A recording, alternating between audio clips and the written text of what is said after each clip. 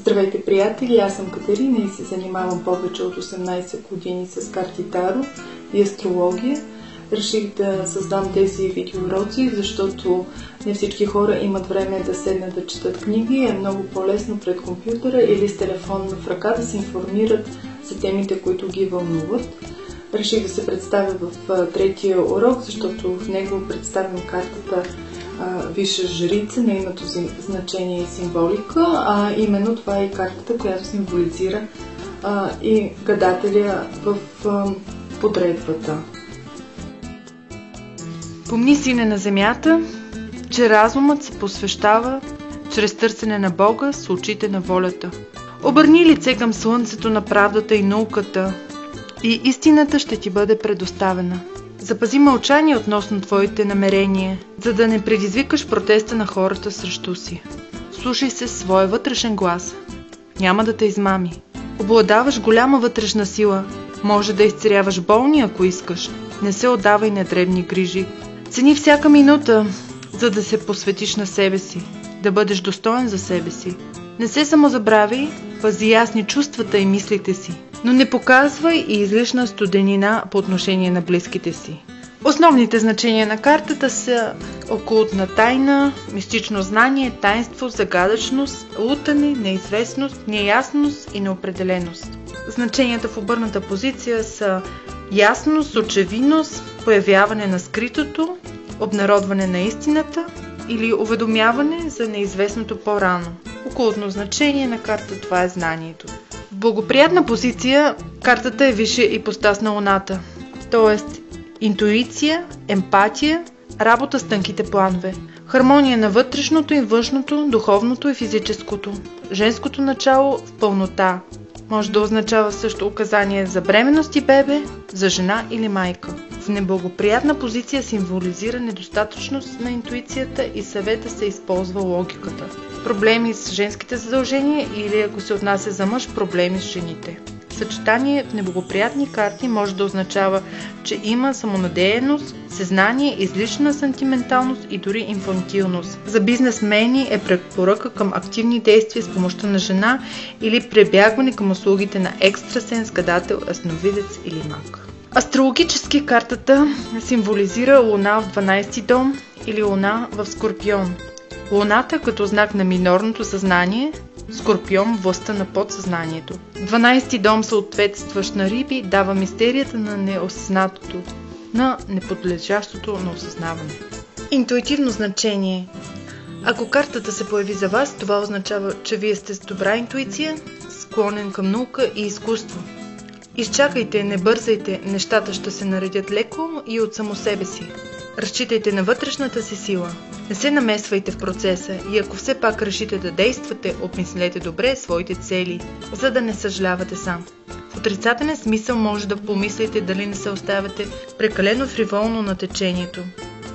Във втората част на моя видеоурок представям едно по-достъпно тълкуване на картата Висша жрица. С него всеки може да си отговори на въпроси, които ни вълнуват тук и сега. Започнем от там, че аркан номер 2 е много по-различен от предшественика си в колодата като енергия, излъчване и послание. Ако магът може да се обясни с действия, характеристики и личности, висшата жрица е всичко, което не може да бъде обяснено. Забулено в мистерия и тайнственост. Скритото познание. Ако магът няма конкретна принадлежност към пол, то е просто енергия, то висшата жрица има много конкретно женско излъчване. Това по принцип е карта, която на повечето от нас ни е чужда, защото сме отвикнали от присъствието на жени в духовните и религиозни практики. Жрицата е изобразявана винаги с книги. Аз мисля, че нейното познание е по-скоро интуитивно и дълбоко, подчерпено от пластове психиката, които са недостъпни за другите. Ако изтеглите висшата жрица, питайки за развитието на проект, ще трябва да се заредите с доста търпение, защото след динамичното начало с мага, тази карта не предлага действие, точно обратното.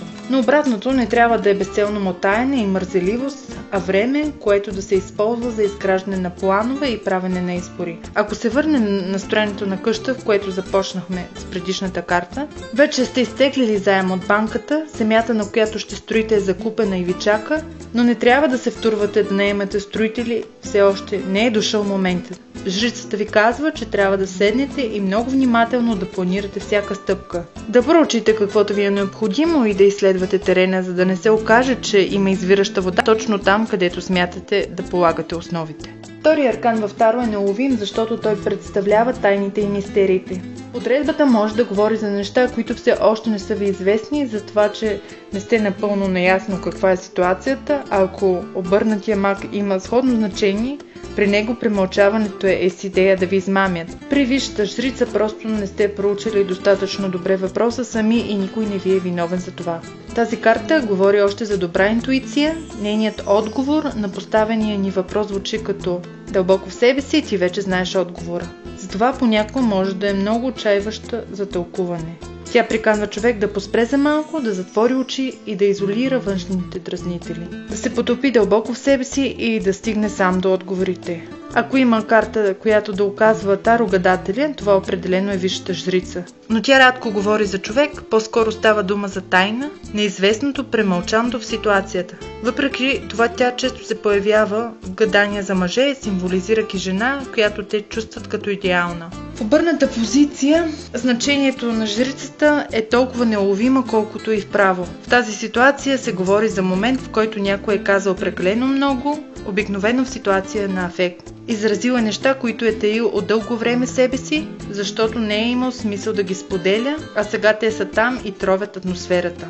Споделянето им не е довело до нищо положително и питащия е знаел, че ще стане така, но просто е бил толкова изваден от нерви или пък хванат натясно, че някак е изтървал думите. Обърнатата висша жрица понякога упоменава ситуация на огорчение и студенина между двама души, обикновено във връзките. Може да си помислите, че ако в права позиция карта мълчи, то обърната символизира прекалено много бърборене, но това не е точно така. Всъщност става дума за еднократно изтърване на нежелани думи, което е последвано от много и напрегнато допълнително мълчание. Трудна и студена ситуация е това.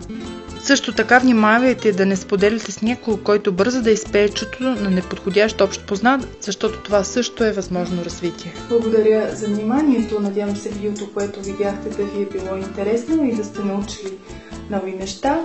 В следващото видео представям карта номер 4 в големите аркани на Таро, а това е императрицата. До скоро!